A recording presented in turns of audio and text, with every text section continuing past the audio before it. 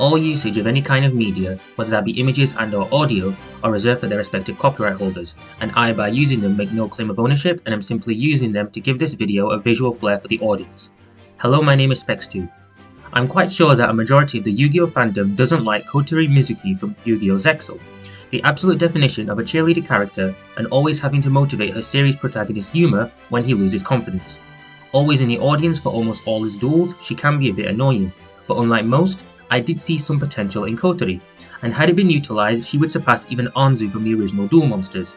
Some people might think this is absurd, but I think it can be done, and there are a few factors that lead into this. Now, as we see in the Yu-Gi-Oh! Installments, the main girl leads are usually part of the main protagonist audience, and even if they are duelists, they don't get many duels to really show their skill. But one trait they almost all share is being the main protagonist's love interest, although it's usually for the fans to infer, as it's almost never confessed on screen. These include cases like Yugi and Anzu, Judai and Asuka, Yusei and Aki, and Yuya and Yuzu. Despite this, the trend was broken in the final episode of Zexal, when during the final scene, Kotori finally confessed to Yuma that she loved him. This was a great moment for her, as it showed how brave she was to confess, especially when you consider that she was within a crowd of the best duelists of the show who all definitely heard her. Better yet, Yuma shows that he also loves Kotori, as their hand grip got stronger after she confessed. This is mainly an assumption, but after all he had been through, no one can see why he wouldn't reciprocate her feelings. On the other hand, this moment I feel would have been much better had she been an actual duelist. Now, she doesn't need to be a consistent duelist, dueling in every other episode, but it would feel better if she were at least at Anzu's level in terms of number of duels. The reason for this is that in every other situation where the main girl character is in love with the main protagonist, or vice versa, those feelings are never confirmed but left ambiguous. So to me at least, it feels wrong that the most non-duelist out of all main girl characters is the one who does. I suppose you could make the joke that not being a duelist is what allowed her to do so, but I doubt it. Kotori being an actual duelist would make this pairing all the better, especially if Yuma were there to support her on her dueling journey. So now, treating Kotori as a duelist, the question is where and how would her journey begin? Well, her journey would begin when she first meets Yuma. While we don't know exactly how they met, it seems they met and became friends while noticeably young before Yuma's parents disappeared, and before he went to school and first met Tetsuo. I would say after watching Yuma and Tetsuo dueling for a decent while, she decides to make her own deck, but it's kept hidden from Yuma and Tetsuo. As she spends time with them over the years, she develops her deck with new cards slowly over time, and develops general dueling tactics. A question some people might be wondering is what deck would Kotori play? Well, we see in episode 81 that Kotori, at the very least, plays some kind of fairy deck, based on the fact that she summons both Little Fairy and Fairy Cheergirl. Given that from GX onwards, almost all characters play mostly archetype combo decks, I'm going to assign a fairy archetype to Kotori, but scrap Little Fairy and Fairy Cheergirl. After having researched, I would assign Kotori with an Agents deck, with Master Hyperion as her ace monster replacing Fairy Cheergirl, and her boss monster being Master Flare Hyperion. One reason for this is that Master Flare Hyperion is a synchro monster, and given there was no synchro representation in Zexal, this fills that gap. This would break some of the fandom's headcanon that Zexal doesn't take place after 5Ds, but rather a split timeline which takes place after GX.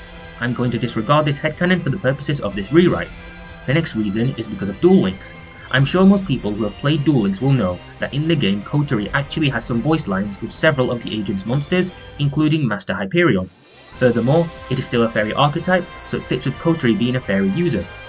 I feel until Zexal formally starts, Kotori would have a simple agent's main deck, but not start/develop her extra deck until Yuma starts collecting number cards.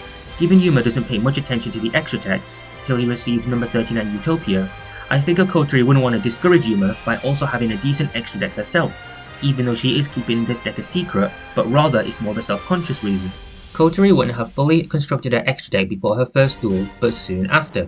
Her first duel will be against her love rival, Kathy. Now this duel will actually replace Yuma vs Kathy that took place in episode 9. Originally, Kathy had her cat occupy Kotori but informed Yuma that she had kidnapped her. Yuma had to defeat Kathy to save Kotori, which he did. The reason she did this was because Kathy was in love with Yuma and attempted to confess her feelings in the duel, but it went over Yuma's head as he really got into the duel. By replacing this with now Kotori vs Kathy, the circumstances regarding it will change.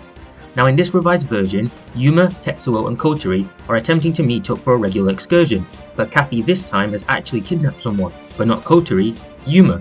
Tetsuo and Kotori split up to try and find him, when he appears to be severely late.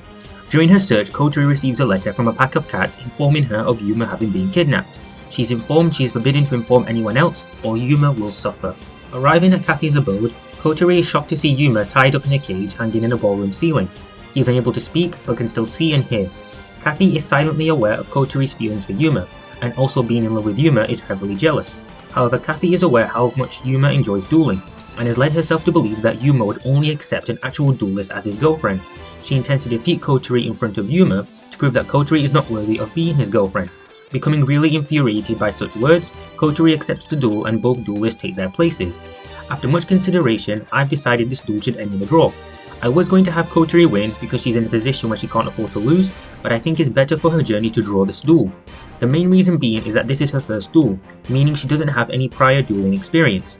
As I'm sure most people can agree, watching a duel and actually playing a duel don't always go hand in hand, and from what I gather in episode 9, Kathy must have some prior dueling experience, which is why she makes some good moves against Yuma in their duel. On the other hand, Kotori has none, and for someone who is keeping their dueling ambition more secretive, it doesn't make sense she would win her first duel, even after so long of constructing her deck and watching her friends duel. Despite this, not only will this duel be a draw, but Kotori will force the draw. This way it really shows that Kathy is a duelist she should feel threatened by, and that Kotori still has some room to grow, and this will play a factor in a later duel in the story. Kotori is frustrated that she couldn't win, but Kathy chooses to release Yuma, and this is where Kotori and Kathy's rivalry begins, both on and off the duel field. After this, till her next duel, Kotori will attempt to fix her deck and dueling by making some modifications, and actually start implementing some extra deck cards to help her out. Her next duel will be in episode 21 against Obumi. Obumi might be a weird opponent for Kotori to have, but in all fairness, there was no other real opponent for Kotori to have before the World Duel Carnival. The only other possible opponent was number 96, but Tetsuo ends up dueling him, and I'd rather give that duel to him. Kotori dueling Obumi would actually give better reasoning for their friendship. During episode 21, Obumi takes Kotori's ribbon to wear herself, which to me implies she's taken a liking to Kotori. Originally, the big duel was Yuma vs Obumi, but I'm going to switch Yuma with Kotori once again. Obumi isn't a duelist Yuma needs to be, and given what occurs in the following episodes, Shark vs Kaito and Kaito vs Astral, the hype for Yuma's inclusion is built up better since his last duel in episode 17 and 18 vs Jin. Kotori will duel Obumi, and this will be her first win. Not only that, but she'll synchro summon Master Flare Hyperion for the first time and use it to win the duel. Not only does this prove Kotori's capability with her extra deck, but it shows Kotori is capable of winning. Now after seeing her win, this is where Yuma starts developing feelings for Kotori. He doesn't actually know that this is what he's feeling, so these feelings will be kept under for the time being. There is one more duel Kotori will have that I was unsure about giving her. Although given her goal, it makes sense, which is vs Anna in episode 29. Yuma vs Anna happens because of romance, and so this is an obvious duel she should have and she will win. In fact, she would win in a similar manner to Yuma, in which she would use Anna's high attack against her in a magic cylinder fashion, with that being the lesson of the duel. The only issue I had is with Anna's relevance from here. Originally, Anna's backstory was that she had a crush on another boy who had a similar name to Yuma, but getting the name modelled up, leading her to chase Yuma and then the duel. However, despite clearing that mess up, Anna leaves developing a crush on Yuma, which leads to her subsequent appearances. In the end, if she doesn't duel Yuma, how do you justify those later appearances? I decided on tweaking her backstory slightly to better fit how I change her presence.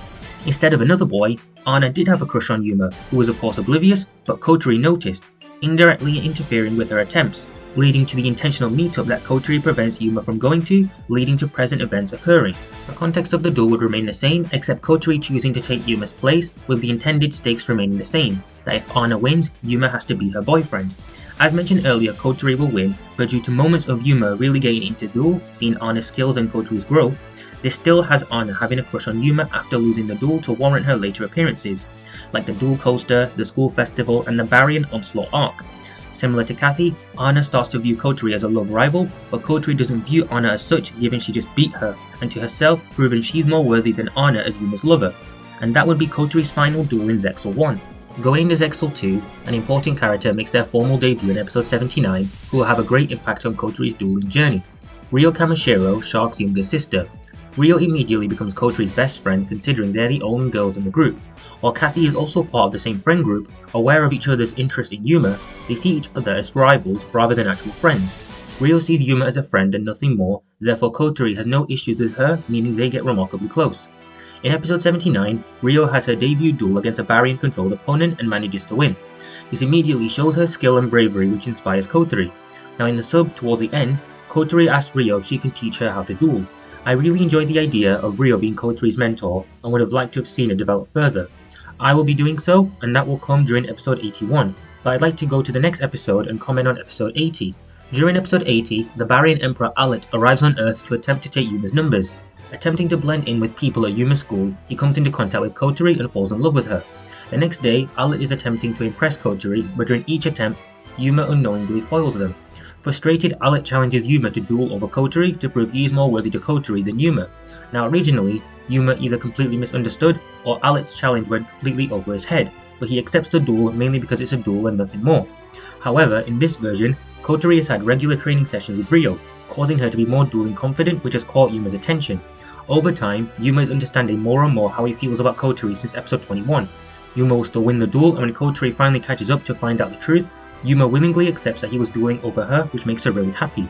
Before Yuma can say any more, she hugs him and runs off to find Ryo. Kotori's growth and increasing confidence has paid off, and she finally has the attention from Yuma she's always wanted. This is just a minor change in detail in the long run, as prior to the episode 146 confession, we as the audience would have no reason to believe Yuma could have such feelings for Kotori, but rather we choose to believe that because of all the possible implications. By seeding in little moments here and there, it makes the implications more believable, and the moment itself has a much better payoff. Now it's time to move on to the main event, episode 81. Now originally, this episode was a sports duel combo episode with pairs of Yuma's friend group competing for fun, with the two pairs with the most points to face off in a final duel. This episode is mostly filler, but it did involve Kotori and Kathy being brainwashed by Barian, and Yuma ended up defeating them both in the final duel. This sports duel competition was done to heal some unnecessary holes in their friend group, as they had been at odds for the last few days. I'm going to skip over the specific reasons because I genuinely find them too ridiculous to verbally bring up. In this revised version, the entire sports duel concept is being removed with a new concept. The episode would start with Kotori losing to Ryo in a practice duel during a break of school. Ryo would help Kotori back up and to encourage her by addressing that Kotori is improving but needs to remain a bit more focused and to not feel too easily overwhelmed. The two walk away not noticing that Kathy was watching from a distance. A while later, Kotori comes to meet her friend group, Tetsuo, Incho, Tokunosuke and Kathy, but before entering the same room she overhears Kathy trash talk Kotori's dueling ability. Enraged, she walks over to confront her and everyone else slowly scoots away. Kotori demands that Kathy stop, but Kathy sarcastically claims that she isn't exactly lying. At this point, Yuma walks in, but isn't immediately acknowledged. Kotori points out that Kathy can't say much either, since she lost to Pip in episode 40 and the draw that they had in my revised episode 9. This manages to hit Kathy in the right spot, causing her to remark that Kotori wouldn't beat her if they dueled again. Kotori accepts this challenge, demanding that they duel at the station courtyard the coming Sunday.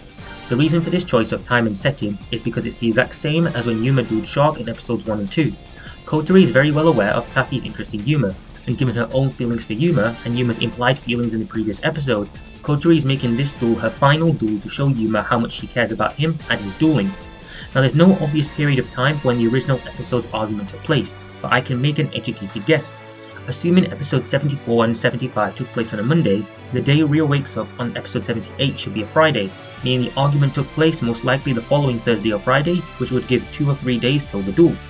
During this time, Kotori spends almost all her free time studying her deck and strategies to the point Yuma feels concerned and goes to her house at night to see her. Kotori does answer the door, and Yuma raises his concerns about how much Kotori has secluded herself for duel preparation. Kotori answers that she is doing it mostly for herself and for him too. They've known each other for so long and she wants to show him that she can be supportive of both him and dueling, both on and off the duel field. This reaffirms Yuma, to which they momentarily embrace before Yuma leaves. Closing the door, Kotori feels even more confident and continues practicing. Sunday arrives and all necessary participants arrive. Kotori and Kathy on either side of the duel field, while Yuma, Astral, Tetsuo, Tokunosuke, Incho, Ryo, Rei, and even Shark are in the audience. In all honesty, Ryo drags Shark along because there's no way he'd show up of his own accord. Despite this crowd, Kathy did show up with a decent number of cats on her side of the audience. Kathy remarks that she'll take it easier than their previous duel, and that she'll still win regardless. Kotori warns Kathy not to underestimate her, and that she'll come with all her strength, and that she expects the same from her as well. Now I don't intend to script the entire duel, but there are some facts and moments that I would include. The duel will last 5 turns with Kotori going first, therefore Kathy going second. Kathy will summon both her races, Cat Girl Magician and Twin Tail Cat Lady in the same turn. Kathy will attempt to use the same trap that caused the draw in their previous duel as a tactic, to distract and embarrass Kotori, but employ a life point recovery strategy to ensure she can survive the damage, but Kotori won't. With Kotori, she'll Xyz summon a fairy type Xyz monster on her first turn. During the next turn, she'll summon both Master and Majesty Hyperion, and during her last turn, Synchro summon Masterful Hyperion, and with the help of a counter trap from her first turn, prevent Kathy's final trap, which will win her the duel.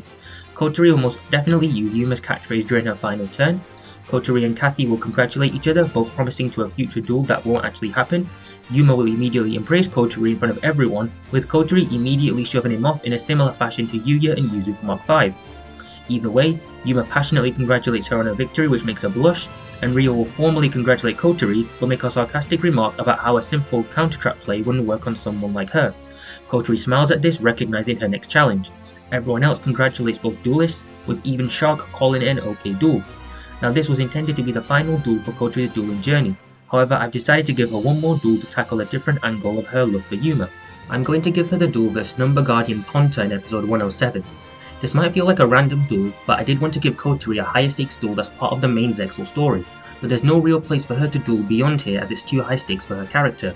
The reason for this duel is because Kotori does have the slightest tie-in into the duel, with how Gillag attempted to prove who he was by exposing Yuma swiping parts of Kotori's food during lunchtimes. In a very weird way, Kotori takes the duel vs Ponta, which would save Gillag's body swap, as an awkward thank you for exposing a bad habit of Yuma's. This duel won't be scripted, but have Kotori more focused on trap plays and remove the body swap that occurred mid-duel. While it was interesting to see how Yuma dealt with Ponta's body swap shenanigans, I don't feel Kotori needs that, and she just needs a rougher duel against what would be for her a very tough opponent. Kotori would win the duel as expected, proving to her that when it comes to more higher stakes duels, she can hold her own and support Yuma in a much better way than before. And with that, Kotori has completed her short dueling journey. The entire point of this journey was her wanting to become more involved in dueling to better understand Yuma, but to also attract him to her, rather than just crushing on him and waiting for him to notice. These moments they have before the episode 146 confession don't need to be grand in any way, but at least inform the audience better on how both characters feel about each other. But with that said, I hope you enjoyed and have a good day.